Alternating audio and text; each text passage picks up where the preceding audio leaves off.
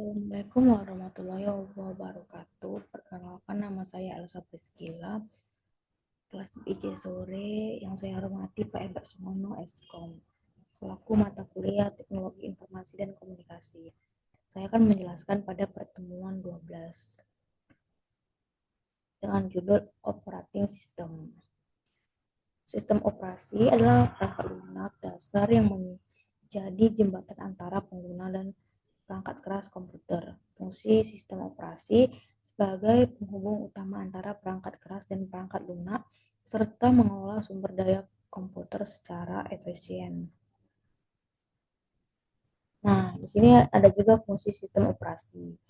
Yang pertama, ada booting, proses menyalakan perangkat di mana sistem operasi dimuat dari penyimpanan ke dalam memori atau RAM untuk menyiapkan perangkat agar siap digunakan.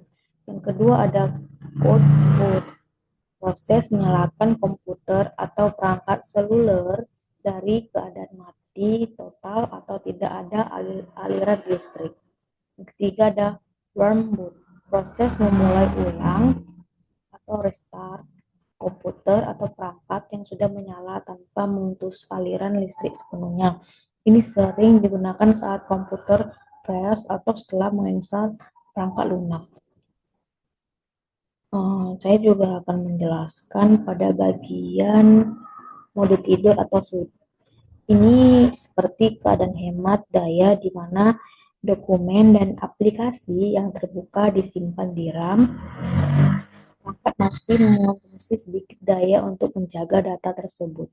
Yang kedua ada mode hibernasi atau hibernate. Keadaan di mana sistem menyimpan dokumen dan aplikasi yang terbuka ke hard drive atau SSD atau HDD, bukan RAM, lalu mematikan daya sepenuhnya. Yang ketiga ada perbedaan mode tidur dan hibernasi. Mode tidur itu perangkat tempat penyimpanan data sesi. Mode tidur juga menyimpan data di RAM atau memerlukan daya kecil. Sedangkan hibernasi menyimpannya ke hard drive atau SSD, tidak pakai daya, atau bangun lebih lama. Nah, di sini saya akan menjelaskan tentang graphical user interface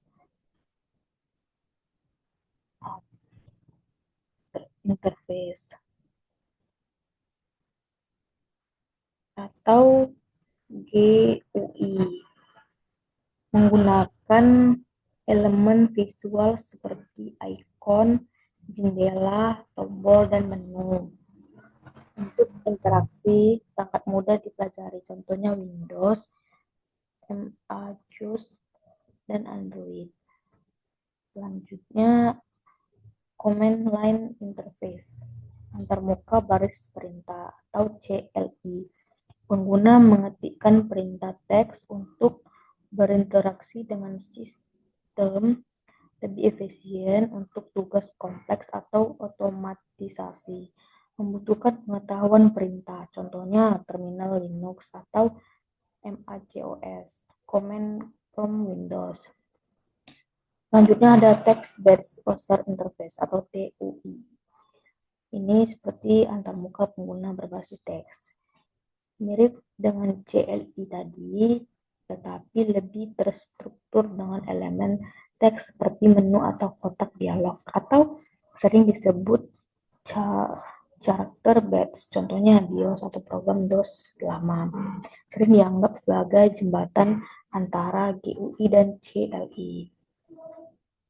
Selanjutnya ada Voice User Interface atau VUI, antarmuka pengguna suara. Memungkinkan pengguna memberi perintah atau menerima informasi melalui suara. Contohnya Siri, Google Assistant, dan Alexa. Yang kelima ada Virtual Reality User Interface atau VRUI, antarmuka pengguna realitas virtual.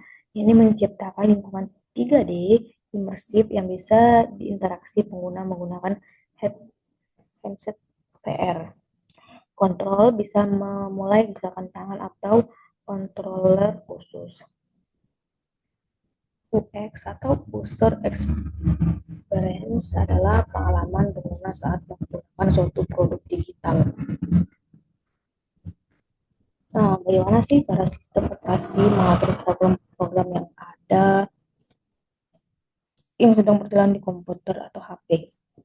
Saat kita menjalankan banyak program sekaligus, sistem operasi akan membaginya menjadi dua, yaitu foreground program dan background program.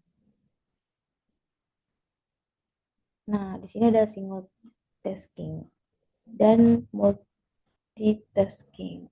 Single tasking ini adalah sistem operasi yang hanya bisa menjalankan satu program dalam satu waktu. Yang kedua ada multitasking. Multitasking adalah sistem operasi yang bisa menjalankan lebih dalam satu program dalam waktu yang sama.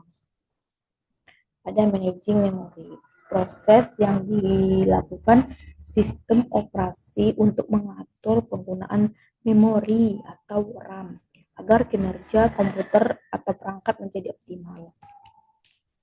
Ada RAM, Random Access Memory. Yang pertama ada memori utama di komputer. Yang kedua tempat penyimpanan sementara data dan instruksi. Yang ketiga digunakan saat program sedang dijalankan. Yang keempat saat prosesor bekerja, data dan instruksi diambil dari RAM. Ada pula cara sistem operasi mengolah RAM. Yang pertama, mengalokasikan memori untuk program yang berjalan. Yang kedua, memantau isi memori selama program digunakan. Yang ketiga, melepaskan memori jika program sudah ditutup. Jika banyak aplikasi berjalan bersamaan, RAM bisa penuh, mengakibatkan HP bisa mengakibatkan lag itu. Selanjutnya ada virtual memory. Ada virtual memory, memori tambahan yang diambil dari hard drive atau flash drive. Yang kedua, digunakan saat RAM tidak mencukupi. Yang ketiga, sebagian data dipindahkan dari RAM ke hard drive. Selanjutnya ada swap file dan pegging. Swap file ini dipakai sebagai virtual memory. Pegging ini proses tukar-menukar data antara RAM dan hard drive. Peg ini potongan data yang dipindahkan. Dampak RAM penuh adalah sistem operasi menggunakan virtual memory, perangkat jadi lambat atau sluggish. Adapun juga modern aplikasi. Perkembangan aplikasi dalam $1